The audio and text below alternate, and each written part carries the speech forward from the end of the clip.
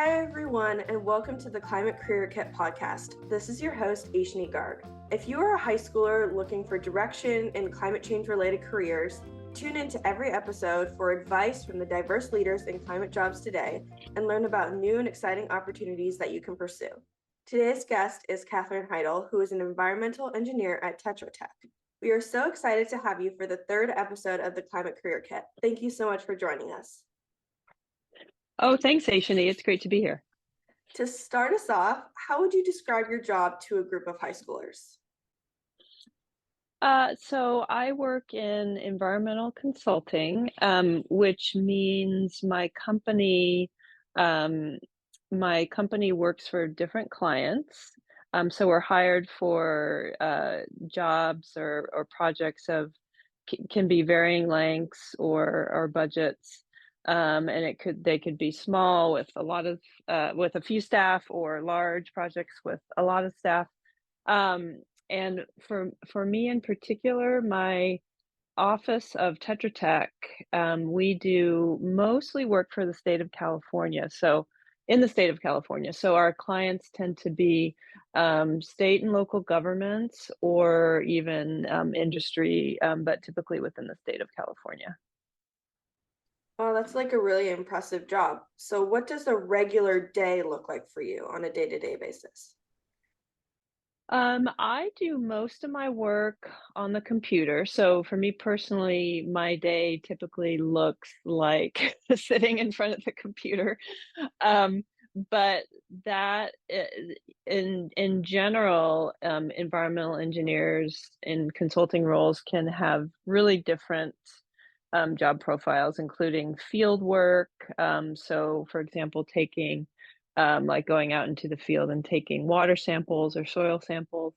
Um, but for me in particular, I've always kind of gravitated more to computer projects. And so it can be anything from data analysis to researching an issue to writing up a report. And I do a lot of writing, and that is something that I think some people are a little bit surprised by, that environmental consultants do typically do a lot of writing, because you're kind of writing up your findings typically at the end of a project. Yeah, and I'm sure a lot of other people who are interested in engineering and writing would love to have a job similar to that. So for all of the high school listeners that want to make a difference, what motivated you personally to pursue environmental engineering? Let's see. I think when I started in college, which is probably when I first kind of decided on this as a career path, I think I was more interested in the science. I think some young people might be more interested in kind of being kind of the activist role. Like you might have issues that you're really concerned about, which is another great reason to get into the environmental field. But for me personally, I think I was more interested in the science, which can be quite interdisciplinary. For example, like environmental studies typically combine elements of biology and chemistry and water movement, hydrology, geography. So it's, for me personally, it was just the variety of different scientific fields that it draws from. Yeah, and I completely relate to that because I'm really into the environmental studies. So finding a job that fits whatever I want to do, what maybe some of the listeners want to do is really important. So what was your journey to get to where you are, like from school to your job currently? So I did my undergraduate degree is in officially civil engineering, and I have my degree is from Rice University in Houston, Texas, and oftentimes the environmental engineering field is in universities is under the civil engineering umbrella. And that was the case at Rice. So I have a bachelor's in civil engineering, and then I went right to get a master's in environmental engineering from the University of Texas in Austin. And that was pretty typical for my peers, but like you certainly don't have to get a master's or a PhD. But A lot of folks choose to. So for me, I just felt like I could get a little bit more knowledge and training under my belt by going right to get a master's. And then I stopped, as many people in my field do, kind of stopped at the master's level of education. Okay. So, what does success look like in your job for you?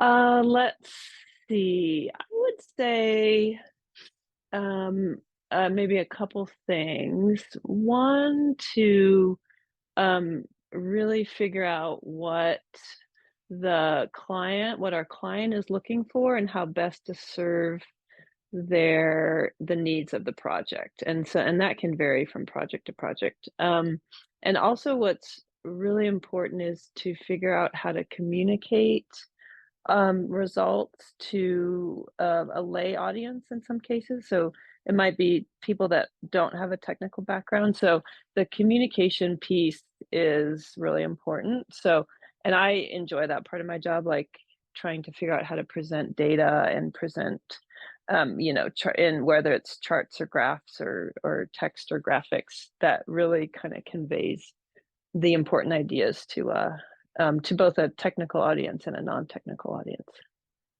So, for all the listeners who want to pursue like your career or your field of study, what advice do you have for them who want to enter that field? I would say, um, you could start researching issues and first of all, start researching issues that are important to you. You might learn about climate change in school, or you might learn about the drought in California in school, and just do read up on those issues. And but then also, just like you're doing, Asian, just talk to professionals in the field and network. And I think just even like maybe seems like it could be a great idea to talk to students who are a little bit older than you that might be starting college. And just I think networking is really important as for really kids and adults of any age. Piggybacking off the last question, are there any resources or opportunities that you can direct those who are interested in environmental engineering to? Yeah, that's a great question. I would say you could start with kind of your local universities. Like in this area, we have Stanford, which is a great resource.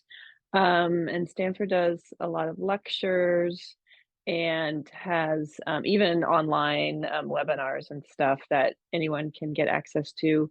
And I guess as you get closer to college age, like even again, talking to older students, or if there's a college you're thinking about, even like trying to connect with a professor or students at a particular college that you're interested in pursuing. Well, thank you so much for your time. And to all the listeners, make sure to tune in to the next episode of the Climate Career Kit with new episodes every other Sunday.